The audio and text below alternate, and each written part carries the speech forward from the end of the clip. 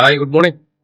ഞാൻ കഴിഞ്ഞ രാത്രി തങ്ങിയത് നമ്മുടെ സുഹൃത്ത് കഴിഞ്ഞ വീഡിയോയിലൊക്കെ പരിചയപ്പെട്ടാണ് നമ്മുടെ ഇവിടുത്തെ ഡിവിഷൻ ബാങ്ക് മാനേജർ ഷാഫി അഭിനദീപുകാരനാണ്. അദ്ദേഹത്തിന്റെ വീട്ടിലായിരുന്നു. അദ്ദേഹത്തിന്റെ വീടിന്റെ തൊട്ടടുത്ത് തന്നെയാണ് നിങ്ങൾ മറ്റേ ക്യാമറയിൽ കാണുന്ന ലാൽബാഗ് ബൊട്ടാണിക്കൽ ഗാർഡൻ, ബാംഗ്ലൂരിലുള്ള. അപ്പോൾ ലാൽബാഗ് ബൊട്ടാണിക്കൽ ഗാർഡനിലേക്കാണ് ഇപ്പോൾ ഞങ്ങൾ എൻ്റർ ചെയ്തുകൊണ്ടിരിക്കുന്നത്. അത് ഏകദേശം ഒരു 1760 കാലഘട്ടത്തിലാണ് ഇവിടെ സ്ഥാപിച്ചത്. ഹൈദരലിയുടെ കാലഘട്ടത്തിലാണ്. ഏകദേശം ഒരു 240 ഏക്കറുകളോളം പരന്നു കിടക്കുന്ന ഒരു വിശാലമായ ഒരു ഏരിയ ആണ് ഈ ഒരു ബൊട്ടാനിക്കൽ ഗാർഡൻ. അപ്പോൾ ഇവിടുത്തെ കുറെ കാഴ്ചകളും ഇവിടുത്തെ മനോഹരമായ കുറെ പ്രകൃതി ഭംഗിയും ഒക്കെ ആസ്വദിച്ച് നമുക്ക് ഇന്നത്തെ വീഡിയോയിലൂടെ കടന്നു പോകാം. ഇവിടെ ഒരു വലിയ മരം കാണാം കേട്ടോ. അതിൻ്റെ മേലുള്ള ബോർഡ് വായിച്ചപ്പോഴാണ് എനിക്കിതൊരു സപ്പോട്ട മരം എന്ന് അറിഞ്ഞത്. ഇത്രയും തടി വലിപ്പമുള്ള സപ്പോട്ട മരം ഞാൻ ആദ്യമായിട്ടാണ് കാണുന്നത്. ഇത് ദൂരെ ഒരു അടിപൊളി മരം കാണുന്നുണ്ട്. ശരി, ഭയങ്കര കൊത്തുപണികൾ ചെയ്ത പോലുള്ള ഒരു മരമാണ്. എന്താ ഇത്? ഇവിടെ ഭയങ്കര വെള്ളമാണ് ഈ മരത്തിന്. ഇത് ശരിക്കും എന്തോ വരച്ചു വെച്ച പോലുള്ളൊരു ഫീല് നോക്കി കഴിഞ്ഞാല്. രാവിലെ ഏകദേശം ഒരു 6:30 ആകുമ്പോഴേക്കും തന്നെ ഇവിടെ ഫുൾ സജീവമാണ്. നിങ്ങൾക്ക് ഇതിൽ കാണാം. ആൾക്കാരൊക്കെ ഇവിടെ എക്സർസൈസ് നടക്കാനൊക്കെ വരുന്ന പല പ്രായത്തിലുള്ള ആൾക്കാരൊക്കെ നമുക്ക് ഇവിടെ കാണും. ഇവിടെ ഇത്തരം പലതരം മരങ്ങളും ചെടികളൊക്കെ തന്നെയാണ് ഇവിടുത്തെ മെയിൻ ഹൈലൈറ്റ്, മെയിൻ പ്രത്യേകത എന്ന് പറയുന്നത്. എൻട്രൻസ് ഫീ കാര്യങ്ങളൊന്നും വെളുപ്പിന് രാവിലെ ഇല്ല. ഒരു 5-5:30 സമയമാകുമ്പോൾ ഇവിടെ തുറക്കുമെന്നാണ് പറഞ്ഞു കേട്ടത്.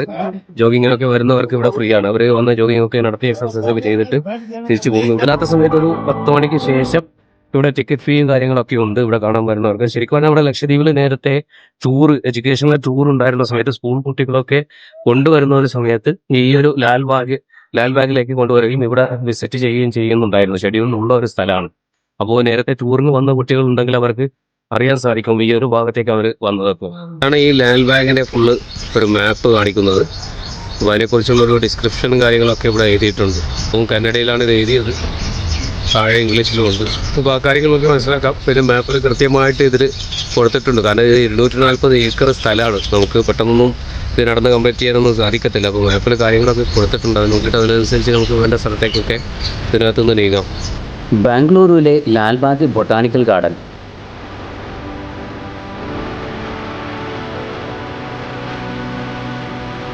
240 ഏക്കറിലധികം വിസ്തൃതിയുള്ള ശാന്തമായ ഒരു മരപ്പച്ചയാണ്.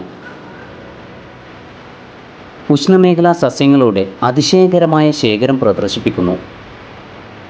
1760 സ്ഥാപിതമായ ഈ ചരിത്ര ഉദ്യാനത്തിൽ മനോഹരമായി ലാൻഡ്സ്കേപ്പ് ചെയ്ത പുൽത്തകിടികൾ, ഗ്ലാസ് ഹൗസുകൾ, മനോഹരമായ ഒരു തടാകം എന്നിവയുണ്ട്.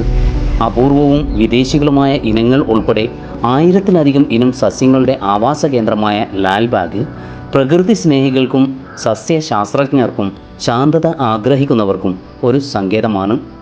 സമ്പന്നമായ ചരിത്രവും ജൈവ വൈവിധ്യവും ചേർന്ന് അതിൻ്റെ പ്രകൃതി ഭംഗി തദ്ദേശീയർക്കും വിനോദസഞ്ചാരികൾക്കും ഒരുപോലെ പ്രിയപ്പെട്ട സ്ഥലമാക്കി മാറ്റുന്നു.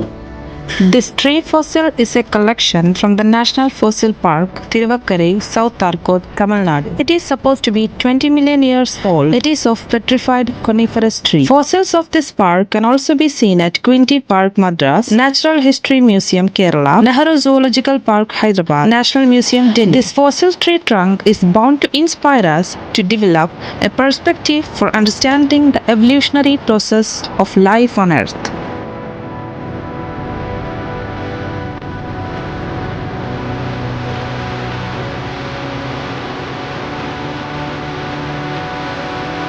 ആയിരത്തി 1969 പ്ലാന്റേഷൻ നടത്തിയ ഒരു ചെടിയാണത്.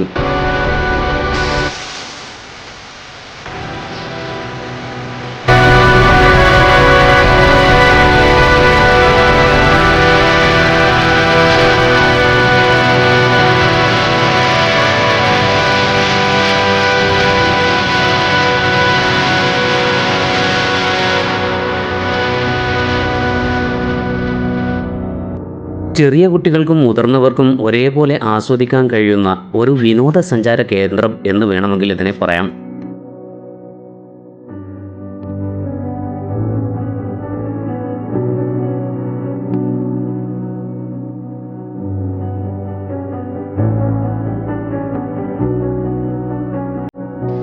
പ്രകൃതിയെ ഇഷ്ടപ്പെടുന്നവർക്കും പ്രകൃതിയോട് ഇണങ്ങി ജീവിക്കാൻ ആഗ്രഹിക്കുന്നവർക്കും ലാൽബാഗ് ഒരു മുതൽക്കൂട്ടാണ്.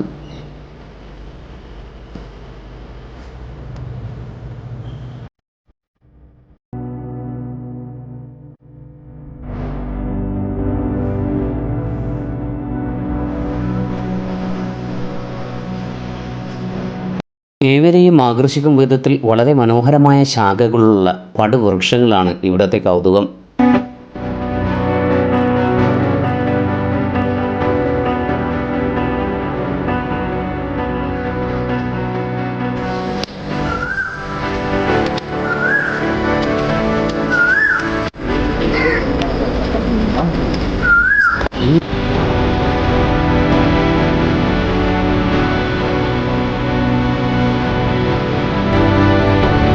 മോർണിംഗ് വാക്ക് നടത്താനും എക്സർസൈസ് ചെയ്യാനും ശുദ്ധമായി ശ്വസിക്കാനും ഇത്രയും നല്ലൊരിടം ഞാൻ ഇതുവരെ കണ്ടിട്ടില്ല.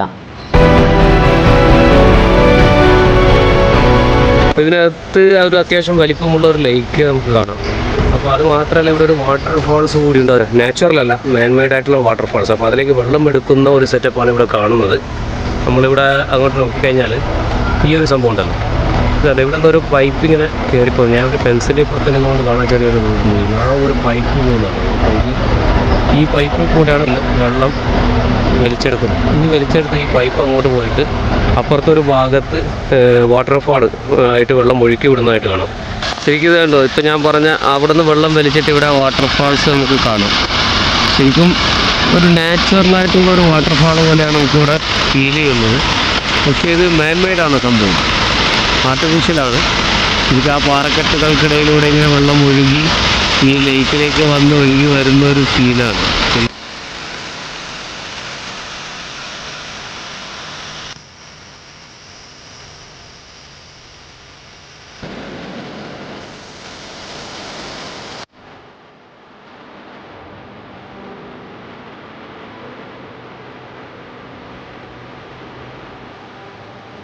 ഇവിടെയുള്ള വ്യത്യസ്ത രൂപത്തിലുള്ള പടുകൂറ്റൻ വൃക്ഷങ്ങളും അതേപോലെ തന്നെ ഇവിടുത്തെ തടാകത്തിലെ മനോഹരമായ കാഴ്ചകളും ഏതൊരു സഞ്ചാരിയെയും ആകർഷിക്കും വിധത്തിലുള്ളതാണ്. വ്യത്യസ്തതരം പക്ഷികളും അവയുടെ ശബ്ദങ്ങളും നമ്മുടെ മനസ്സിന് കുളിർമയേകുന്ന ഒന്ന് തന്നെയാണ്. ഇപ്പോൾ ഞങ്ങൾ ഏകദേശം കുറച്ച് ഭാഗങ്ങളൊക്കെ കണ്ടിട്ട് ഇപ്പോൾ മടങ്ങിയാണ് ലാൽബാഗിൽ നിന്നും. ഏകദേശം 1 മണിക്കൂറുകളോളം ആയി ഞങ്ങളിവിടെ വന്നിട്ട്. കുറച്ചൊക്കെ കണ്ട വഴിയിലൂടെയൊക്കെ നടന്ന് അവിടെ കണ്ട മനോഹരമായ കുറച്ച് കാഴ്ചകളൊക്കെ. അതെ തന്നെ 240 ഏക്കർ ഉണ്ടല്ലോ അല്ലേ? 240 ഏക്കർ സ്ഥലമാണ്. കാരണം ഇത് നമുക്ക് ചെറിയ സമയം കൊണ്ടൊന്നും കണ്ടു തീർക്കാൻ കഴിയുന്ന ഒരു അത്രയും പറ്റുന്ന രീതിയിലല്ല ഉള്ളത്. ശരിക്കും പറഞ്ഞാൽ ഞങ്ങൾക്ക് സമയമില്ല, കുറേ സമയം ഇവിടെ നിന്ന് ചിലവഴിക്കാനുള്ളൊരു സമയമില്ല. അപ്പോൾ അതുകൊണ്ട് ഞങ്ങളിപ്പോൾ തൽക്കാലം ഇവിടെ നിന്നും ഇവിടെ വേണം. ഇപ്പോൾ ഞങ്ങൾ പുറപ്പെടുന്ന സമയത്ത് ഇവിടെ ഒരു അടിപൊളി കാഴ്ച കാണുന്നു. ഞാൻ ഇത് കണ്ടോ, ഇതിവിടെ ചക്ക പൊളിച്ചിട്ട് ഓരോ കൂടുകളാക്കിയിട്ട് കൊടുക്കുകയാണൊക്കെ. അതിന് ഞങ്ങൾ അതിൽ നിന്ന് കുറച്ചൊന്ന് വാങ്ങി കഴിക്കട്ടെ. റെഡ് കളറാണ് അതിൻ്റെ ചുള കാണുന്നത് അല്ലേ? Red colour ചുളയാണ്.